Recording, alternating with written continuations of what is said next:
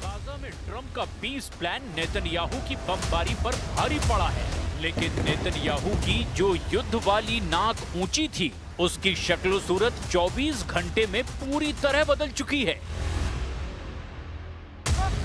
Netanyahu back foot पर हैं। Netanyahu ना सिर्फ गाजा में पीछे हटे हैं, नेतन्याहू ने ना सिर्फ लेबनान की जमीन से अपनी फौज वापस बुलाई, नेतन्याहू ना सिर्फ यमन पर एक्शन लेने से घबरा रहे हैं, नेतन्याहू कतर से भी दोहा पर गिराए गए बंकर बस्टर बमों के लिए माफी मांग चुके हैं। लेकिन नेतन्याहू बैकफुट पर हैं और इसे लेकर सबसे बड़ी खबर व्लादिमीर पुतिन ने दी है।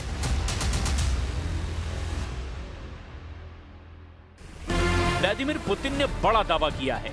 दावा ये कि इजराइल ने उनसे गुजारिश की है कि ईरान को एक मैसेज दे दें। मैसेज ये कि इजराइल अब ईरान के साथ युद्ध नहीं चाहता। यानी इजराइल पुतिन के जरिए खामनेई से कह रहे हैं कि अब वो युद्ध नहीं करना चाहते। यानी इजराइल पुतिन के जरिए खामनेई से कह रहा है कि अब वो युद्ध नहीं करना चाहता।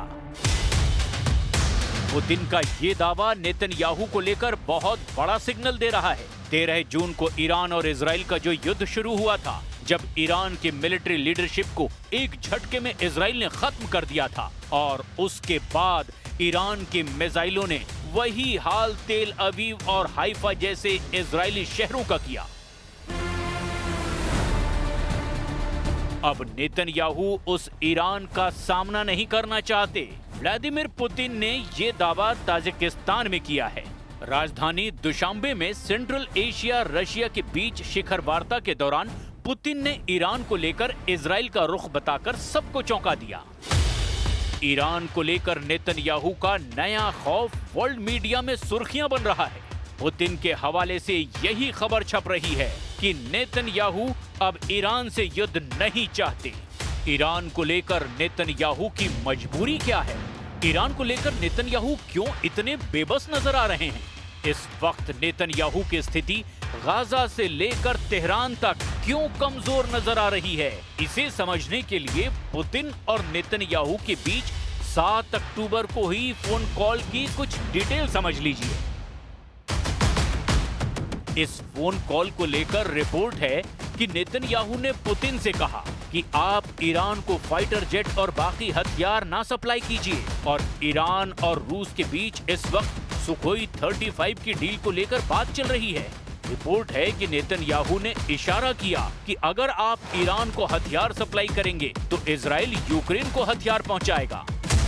इस फोन कॉल की सबसे अहम बात यह है कि नेतन्याहू इस वक्त कमजोर नहीं दिखना चाहते। वो बताना चाहते हैं कि गाजा से लेकर ईरान तक युद्ध को लेकर जो कुछ हो रहा है वो उनकी शर्तों के हिसाब से हुआ है। हमास को लेकर नेतन्याहू ने ऐसी बात कह दी है जिससे उनके हमास के खिलाफ स्ट्राइक रेट पर सवाल उठना लाजमी है।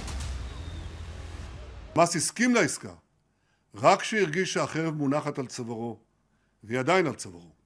החמאס הסכים לעסקה רק לאחר שתוכנית טראמפ, שעליה הסכמתי עם הנשיא בוושינגטון, בודדה אותו בינלאומית באופן חסר תקדים.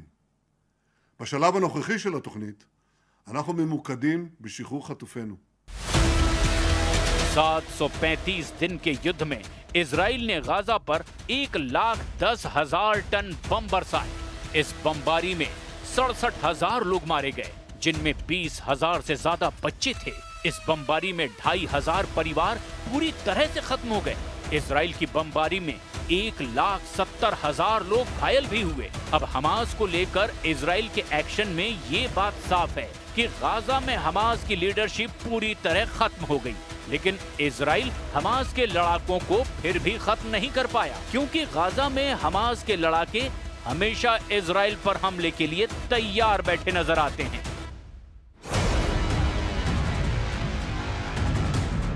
यही वजह है कि बंधकों को छुड़ाने का दबाव और हमास के खिलाफ निर्णायक कामयाबी न मिलने की वजह से अब नेतन्याहू को बैकफुट पर आना पड़ा, और डोनाल्ड ट्रंप के जरिए गाजा में जो युद्ध विराम हुआ है उसे नेतन्याहू के कमजोर युद्ध का नतीजा माना जा रहा है।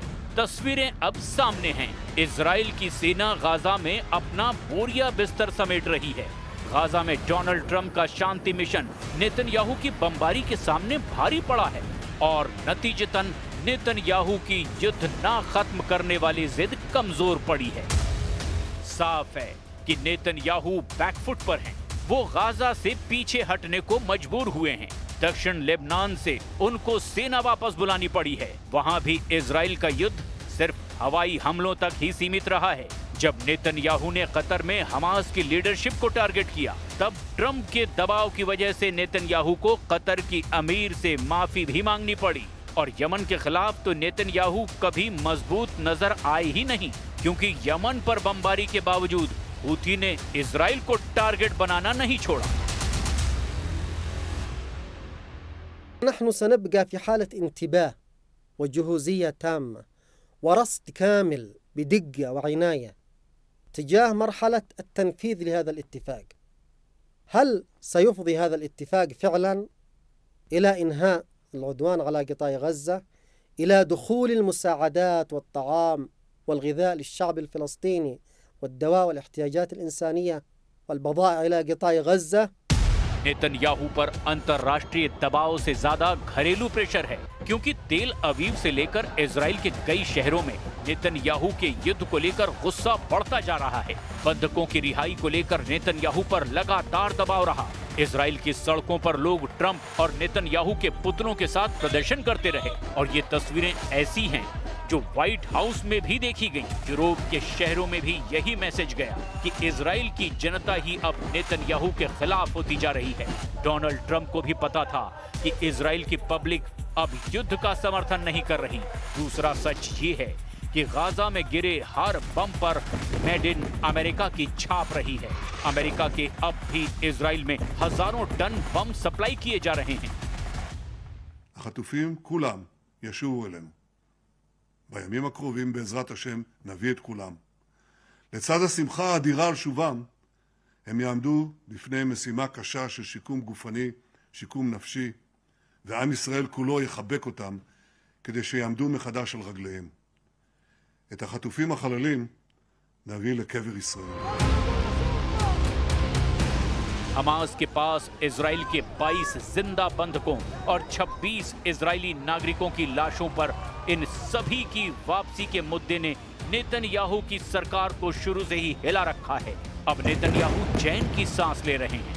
गाजा में अब शांति लौटेगी, इसकी पूरी गारंटी अभी कोई नहीं दे रहा, क्योंकि इजराइल ने युद्ध तो हमास के खिलाफ शुरू किया था और हमास तो अब भी गाजा में मौजूद है। हालांकि अब बंधक लौट आएंगे, इस बात की गारंटी मिल चुकी है।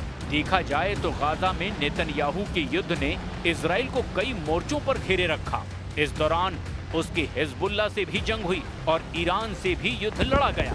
लेकिन इन 2 सालों के दौरान तमाम कामयाबियों के बावजूद नेतन्याहू का युद्ध पर पूरा कंट्रोल नहीं रहा।